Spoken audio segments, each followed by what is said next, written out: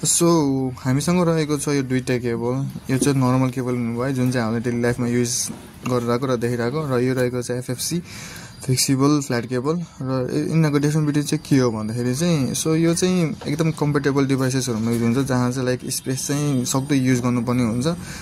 त्यस्तो डिभाइसेसहरूमा चाहिँ यो केबल युज गरेको हुन्छ होइन। जस्तै ल्यापटप भयो, क्यामेराहरू भयो र प्रिन्टर्सहरू भयो, त्यसमा चाहिँ युज गरेको हुन्छ। र यो केबल चाहिँ लाइक नर्मली आउटर उसमा युज गरेको हुन्छ। यसले चाहिँ लाइक धेरै स्पेसहरू लाइक खाने भएर अनि धेरै फ्लेक्सिबल पनि छैन, तर लाइट वेट पनि छैन। यसले चाहिँ अलिकति कम्पेटेबल डिभाइसेसहरूमा राख्दाखेरि चाहिँ अलिकति स्पेसको इरोर गर्ने भएर चाहिँ यो राखिँदैन ल्यापटपको भित्र। र म देखाउँछु कसरी ल्यापटपको भित्र एफएफसी केबल लाग्छ भनेर।